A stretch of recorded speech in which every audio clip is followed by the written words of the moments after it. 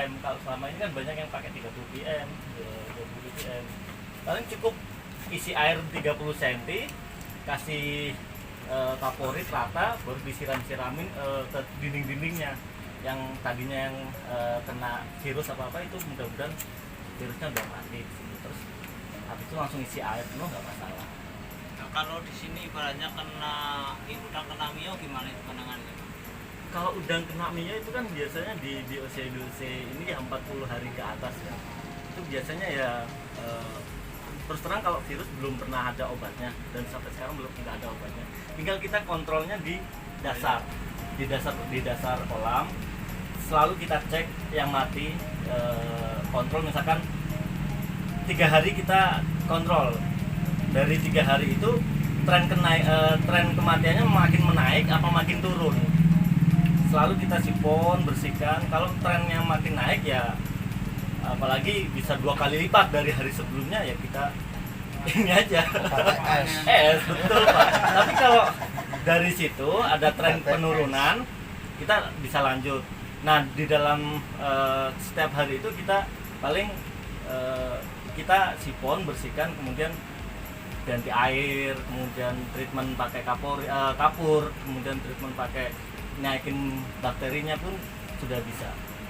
Treatment seperti itulah yang untuk memperbaiki kualitas air. Air ya. Ya, tapi tetap kontrol kematian dari misalkan 1 hari paling enggak sipon ya pagi dan sore, besok pagi dan sore. Nah, dari situ kita bisa ketahuan tuh kematiannya. Nah, sambil ngejok air aja, ganti air. Tambah obatnya sih ya. Ada yang berani gini, biasanya kasus-kasus tertentu itu ada masalah, entah itu mio atau WFD, sampai pusing apa obatnya nggak ada, dia sampai ganti air 50% sampai 80%. Sampai itu langkah terakhir biasanya seperti itu. Dia memang ada kekhawatiran air itu bakal ngedrop, air jadi plong, nggak ada planktonnya. Tetapi lebih baik air baru masuk ketimbang air itu yang ada di tambak. Kalau pengisian air bagusnya itu siang hari apa malam hari Bang? Siang hari Pak. Siang hari untuk ngejaga pertama kualitas air. Di saat-saat siang hari kan kualitas air masih optimalnya, masih di angka-angka optimal, kayak oksigen karena ada fotosintesis, dari situ semua bisa terjaga, nggak ada goncangan kualitas air yang begitu drastis. Takutnya kalau siang kantor mana 60% buang. hijau kan langsung yang tumbuh. Nah, dari situ kan tetap malamnya kita treatment lagi Pak. Jadi misalkan kita jok air pagi ya, pagi jam 8, nanti sorenya kok jadi pekat, ya malam kita tetap treatment molas sama POC ini. itu ya, POC itu. Ya, POC nggak apa-apa. Jadi POC itu taburnya malam nggak apa-apa ya. Kalau POC sebenarnya untuk menjaga ini ya, untuk menjaga plankton ya. Kalau untuk melisis kan tadi, untuk melisis itu ya tetap pakai CAO, pakai kapur malam. Berarti gue tak kapur punya. Kalau pekat ya, itu Sirkulasinya tanda kutip perairan pekat dengan plankton yang ini hijau gitu. Takutnya nanti malah jadi BGA atau malah ngedrop jadi ini pemicu WFD lagi. Berarti kalau sistem ini lebih istilahnya bakterinya itu lebih ke lakto dan lain. Kalau yang seperti bacillus, pseudo dan lain-lain,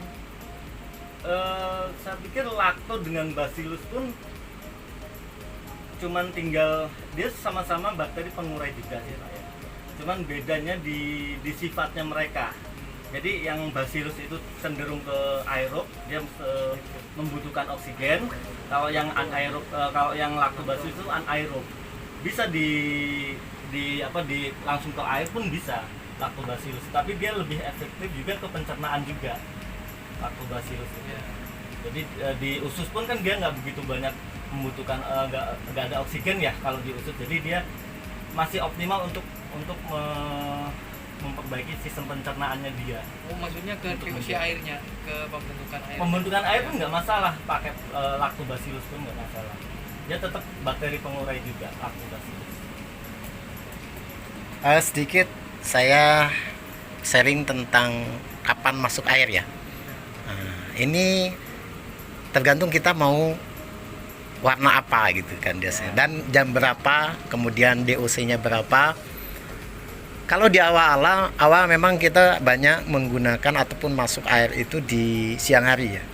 Tapi biasanya kalau di siang hari itu bisa mengarah ke hijau pekat gitu ya. Nah makanya pada saat siang hari dihindari untuk masuk air itu karena apa?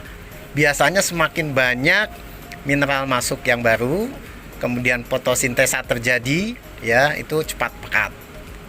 Nah, dihindari kalau misalnya siang hari akhirnya terjadi malam hari, masukkan air malam hari pada saat tenang semuanya, tidak ada matahari dan sebagainya, fotosintesa nggak ada, biasanya perubahan kepekatnya berkurang.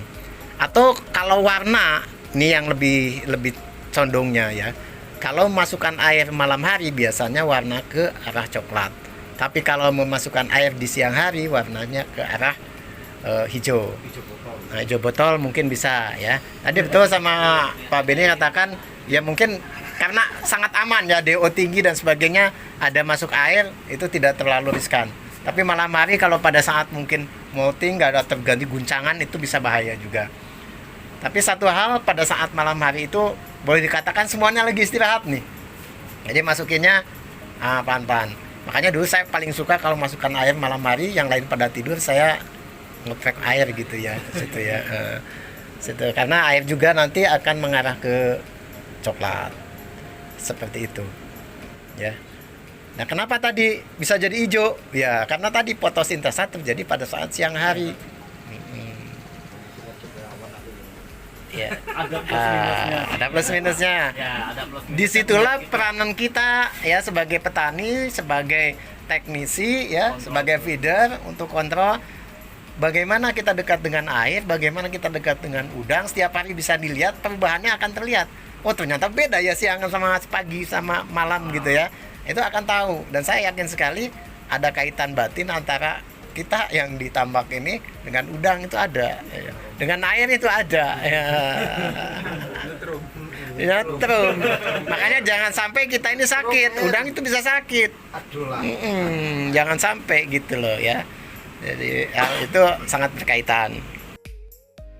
Kemudian untuk melisis plankton, terutama kalau air terlalu hijau pekat, itu kita bisa menggunakan CaO, kalsium oksida ya, itu kapur bakar. Jadi direndam dulu, kemudian airnya ditebarkan ke kolam.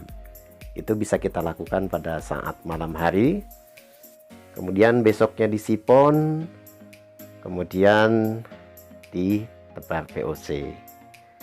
Nah, siang hari pada saat plankton naik, kita bisa buka air ataupun kita bisa buang air atasnya ya. Jadi kita bisa miringkan pipa goyang itu untuk bisa membuang air permukaan. Kemudian pada malam hari, karena plankton itu bersifat fototaksis positif, siang hari tidak ada sinar matahari, dia akan ke bawah. Nah, pada saat malam hari kita buang ke bawah, sehingga kita bisa mengurangi kepekatan dari fitoplankton. Terutama yang kita hindari adalah plankton-plankton dari jenis Cyanophyceae ya, alga hijau biru. Itu karena alga hijau biru itu kurang baik untuk lingkungan. Alga hijau biru itu bisa memfiksasi N dari udara juga. Begitu. Jadi akan semakin pekat, DO range-nya akan semakin tinggi ya, artinya pada saat siang hari bisa tinggi sampai mungkin 8, kemudian malam hari bisa drop, bisa sampai di bawah 3. Nah, range-nya terlalu tinggi. Ini sangat berbahaya bagi kondisi udang yang kita pelihara. Demikian. Kapasitas untuk kincir ya. Berarti mau kincir loro bae nginjak. Pikir. Kalau kurang oksigen mari rumah sakit bawa tabung sing gede lho. Enaknya kolam kecil tabur padat karena apa? Airnya kan pengolahannya tidak terlalu berat lah, jadi kan cepat perubahan airnya. Oh gitu ya, menurut Mas Goyat ya. Kemudian dengan Mas siapa? Suyat ya. Yuda. Gimana? Mas Yuda. Suyat dibalik. Gimana Mas Yuda? Kalau saya tebaran pada kolam kecil sih bisa, asal carrying capacity-nya bisa mampu untuk udang, jadi meminimalisir juga resiko. Ketahuan ini berapa semester ini udah ada carrying capacity ini. Kalau menurut Mas Sebu gimana Mas Sebu? Kalau menurut saya sih ya tebaran padat emang dominan ini ya di kita ngitung hasil. Cuman kalau misalnya kita ini dari risiko ya lebih baik kita main aman sih Pak. Oh gitu ya, safety ya, safety. Aman. Amannya berapa ekor per meter? Kira-kira kalau menurut saya sih sekitar 80. 80 kalau misalnya mati 50% tinggal 40 dong. Nah ya itu Pak, bener Pak. Menurut Mas Dikun ini, kalau misalnya padat kita lebih baik tinggi 500 katanya, walaupun mati separuh tinggal 250. Ini gimana kalau menurut jenengan ini? Yang penting yakin, ya, jangan trauma, jangan takut, kita pasti menang. Wah, mantap. Mas Iwan, gimana Mas Iwan? Sedikit sama saja. Komentar Pak, ini soalnya masih baru. Oh, belum ada komen. Belum ada. Oke deh kalau gitu. Jadi pada intinya yang penting semuanya yakin, aman, selamat, Bismillah.